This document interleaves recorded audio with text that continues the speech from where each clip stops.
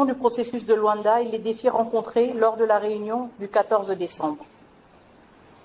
Le processus de Luanda, conçu pour restaurer la paix et la stabilité dans la région et surtout améliorer les relations bilatérales entre la République démocratique du Congo et le Rwanda, a de nouveau été saboté par des manœuvres délibérées du Rwanda. Depuis sa mise en œuvre, ce processus a néanmoins franchi des étapes importantes. Le 4 août, nous avons l'entrée en vigueur de l'accord de cessez-le-feu entre la République démocratique du Congo et le Rwanda, malgré qu'il y ait eu, jusqu'à présent, des violations répétées par les RDF et le M23. Le 5 novembre, nous avons assisté à la création du mécanisme de vérification ad hoc renforcé dans la ville de Goma, avec la participation de la République d'Angola, facilitateur du processus de Luanda, ainsi que celle du Rwanda. Ce mécanisme, qui prévoit la représentation d'experts de ces trois pays, est paralysé depuis 41 jours par l'absence des experts rwandais nécessaires à son fonctionnement. Selon le représentant permanent du Rwanda aux Nations Unies, qui s'est exprimé le lundi passé lors du briefing sur la MONUSCO, les experts rwandais seraient en route vers Goma.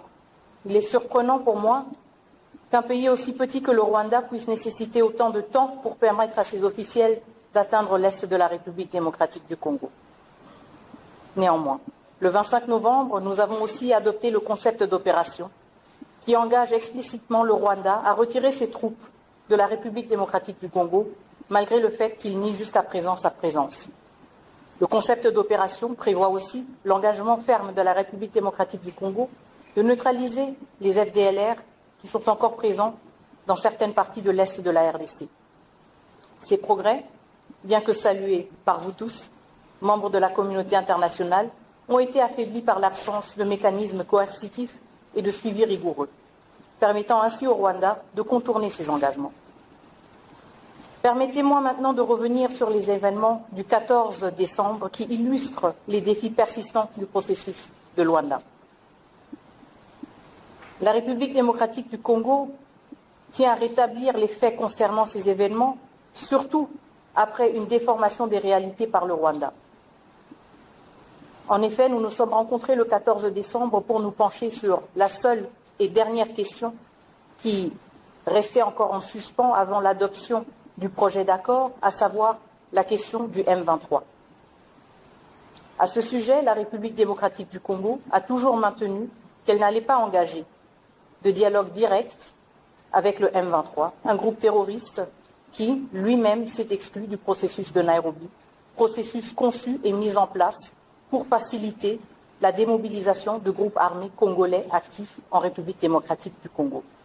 Le Rwanda est venu à Luanda le 14 décembre avec plus de 6 heures de retard et a affiché une position intransigeante, insistant sur le dialogue direct entre le gouvernement de la République démocratique du Congo et le groupe terroriste des M23.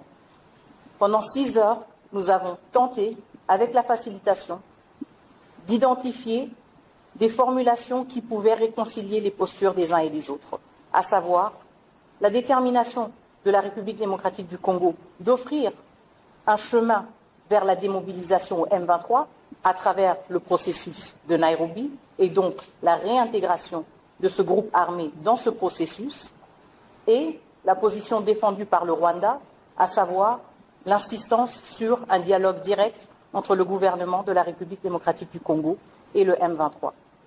Nous avons expliqué au Rwanda que ce n'était pas sa place, en tant que pays voisin, d'imposer à la République démocratique du Congo un État souverain, comment elle avait à gérer des différends avec des groupes armés locaux, à savoir le M23.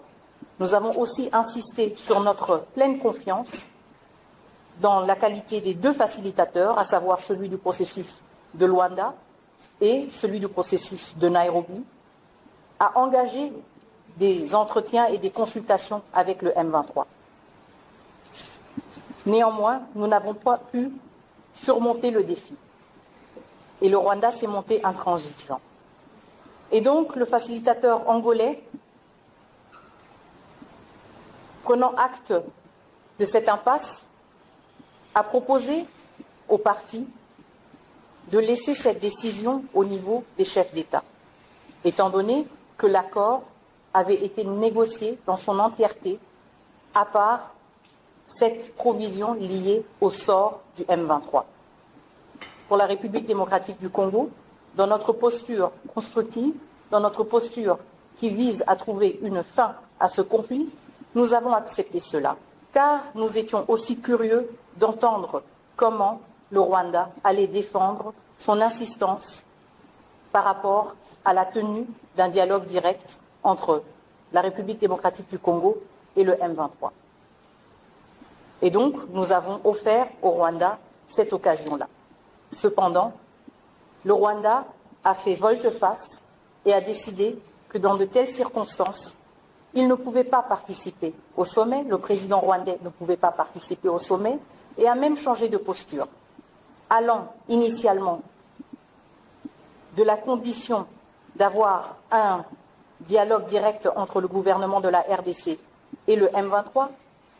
Le Rwanda a proposé tout autre chose. Il a demandé qu'un tel dialogue précède tout éventuel sommet entre les chefs d'État et précède même la signature d'un éventuel accord. Et ce, à 1h du matin, le 15 décembre, jour du 10 sommet.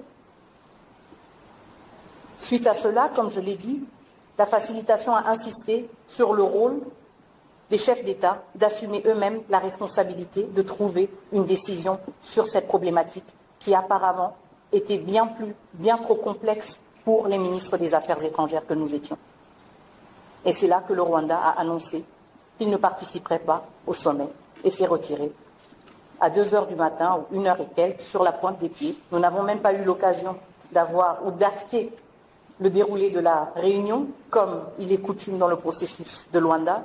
Il n'y a pas de compte rendu qui documente justement la posture du Rwanda et que le Rwanda a défendu pendant plusieurs heures lors de cette dernière réunion.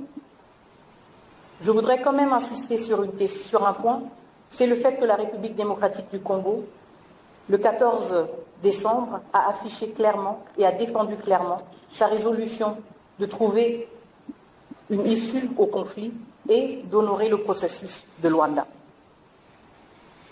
Tenant compte de la situation actuelle, la RDC reste résolument engagée dans le processus de Luanda, mais nous constatons que ce processus ne peut pas avancer uniquement par la force de la RDC et du facilitateur. Nous appelons donc la communauté internationale que vous êtes et que vous représentez à assumer aussi ses responsabilités en sanctionnant à travers le Conseil de sécurité, le Conseil de paix et de sécurité et à travers même vos partenariats bilatéraux, le Rwanda pour son soutien au M23, pour ses violations récurrentes de la souveraineté de la République démocratique du Congo et pour son sabotage avéré du processus de Luanda. Nous plaidons aussi, la veille du renouvellement du mandat de la MONUSCO, pour un mandat renforcé de la MONUSCO. Nous appelons à une posture claire et ferme, particulièrement des membres permanents du Conseil de sécurité. La résolution qui va reconduire le mandat de la MONUSCO doit inclure des mesures explicites pour surveiller et documenter les violations transfrontalières et garantir la protection des civils. Il est aussi inadmissible que des membres du Conseil de sécurité hésitent encore à condamner les attaques rwandaises contre les casques bleus et les soldats de la SAMI d'IRC, surtout tenant compte du fait que le Rwanda lui-même est un pays contributeur de troupes qui bénéficie de financement et d'aide financière de plusieurs partenaires internationaux dans sa capacité de pays contributeur de troupes. Et donc, votre message doit être clair. La souveraineté de la République démocratique du Congo n'est pas négociable. Et tout acte qui viole cette souveraineté, qu'il s'agisse d'incursions militaires ou des soutiens des groupes armés, doit être fermement condamné et sanctionné. Et il ne s'agit pas seulement de défendre les principes fondamentaux de la Charte des Nations Unies, mais de préserver aussi la crédibilité des institutions internationales elles-mêmes. Et chaque hésitation ou chaque silence face à ces agressions alimente davantage l'instabilité et les souffrances dans la région. Mesdames et Messieurs les ambassadeurs, les actions que vous allez entreprendre ne seront pas simplement des décisions diplomatiques parmi d'autres. Elles constitueront un moment décisif, une ligne de démarcation où la République démocratique du Congo évaluera sans détour si ses partenaires, ses alliés et ses amis se tiennent véritablement à ses côtés et défendent les valeurs fondamentales qui lient les États membres des Nations Unies. Sous la direction du président Tshisekedi, la RDC s'engage résolument à exploiter de manière optimale son immense potentiel, notamment à travers des partenariats diversifiés et complémentaires. Nous sommes déterminés à transformer les richesses de notre pays en moteur de prospérité pour notre population et pour des relations mutuellement bénéfiques avec nos partenaires. Mais il y a une réalité indissociable que nous devons affronter ensemble. Nous ne pouvons envisager une prospérité économique durable sans régler les violations flagrantes de notre intégrité territoriale, l'agression continue du Rwanda et la crise humanitaire dramatique qui en découle. Nous ne pouvons pas non plus dissocier les intentions déclarées de nos partenaires de leurs actes lorsqu'il s'agit de défendre notre souveraineté. Comme le dit un proverbe africain, le véritable ami se voit dans le besoin. Aujourd'hui, la RDC a besoin de ses partenaires, alliés et amis, pour démontrer leur engagement envers des actions concrètes et non seulement des paroles. Ce n'est pas une question de silence. Nous avons entendu vos paroles de compassion. Nous avons vu vos visites dans nos camps de déplacés. Nous avons aussi reçu vos messages réconfortants que vous nous adressez, ici même à Kinshasa. Mais la compassion seule ne suffira pas. Mesdames et Messieurs, je pense que mes remarques étaient aussi complètes que possible, mais je me tiens à votre disposition pour échanger brièvement. Merci beaucoup.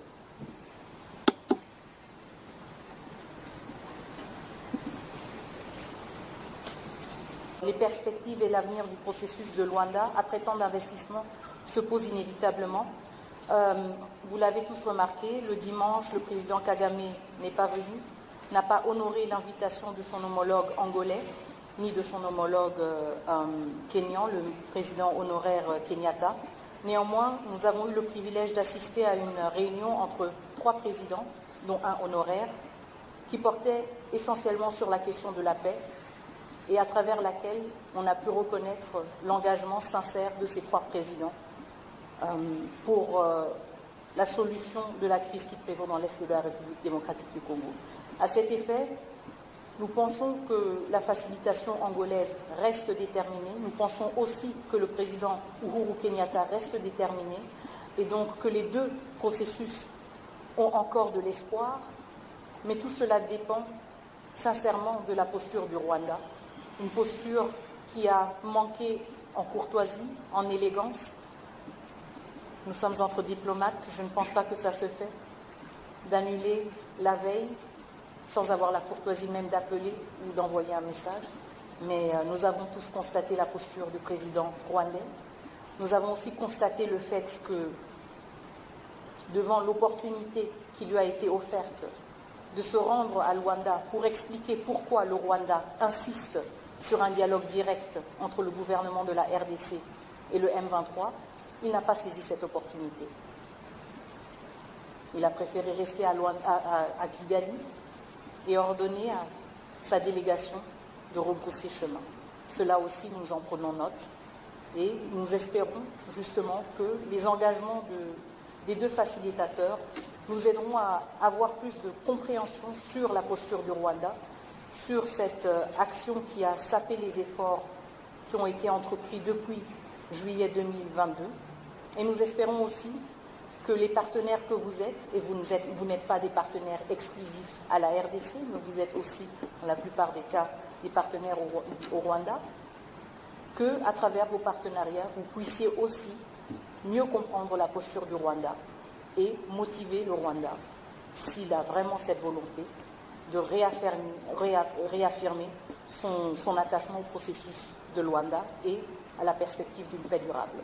Mais pour l'instant, la balle n'est pas dans notre camp. Notre président était à Luanda. Le président Lorenzo y était, le président Kenyatta y était aussi. Il y avait 3 présidents qui ont échangé pendant plus de 2 heures sur la paix dans la région du Grand Lac. Et il y en a un, le 4e, qui a choisi de ne pas venir. Il a suscité beaucoup d'interrogations et les perspectives aussi de ce processus. Je voudrais réitérer et clarifier que la République démocratique du Congo s'est concentrée ces derniers mois sur le processus de Luanda. Pourquoi? Parce que c'est un processus qui vise à mettre fin aux tensions entre la République démocratique du Congo et le Rwanda, tensions qui se manifestent à travers la violation de notre intégrité territoriale. Et donc pour nous, ça a toujours été une priorité de rétablir d'abord notre intégrité territoriale, afin aussi de pouvoir mieux mener et entreprendre les objectifs du processus de Nairobi.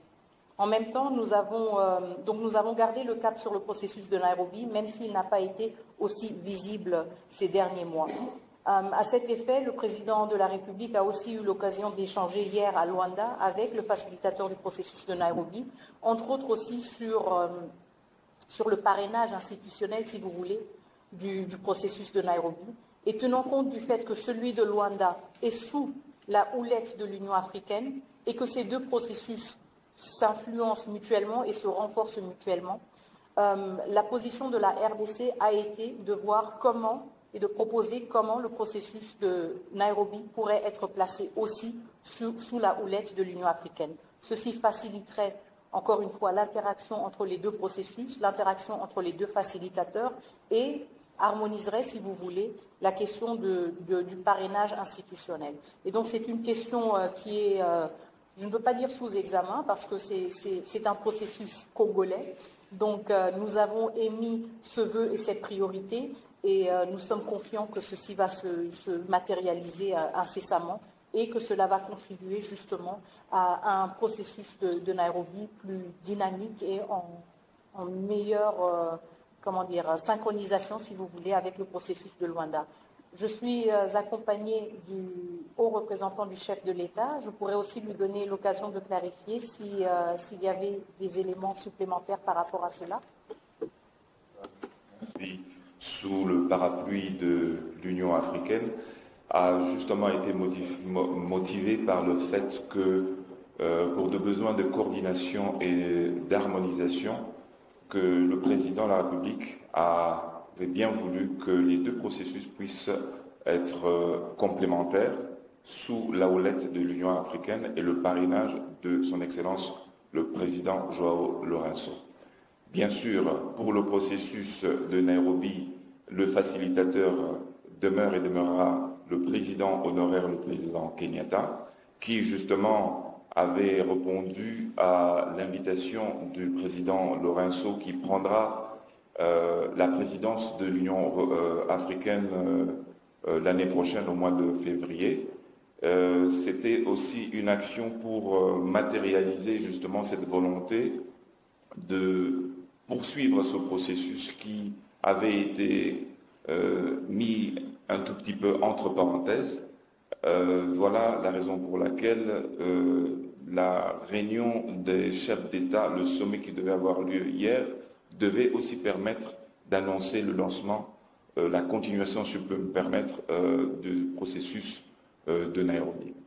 Merci.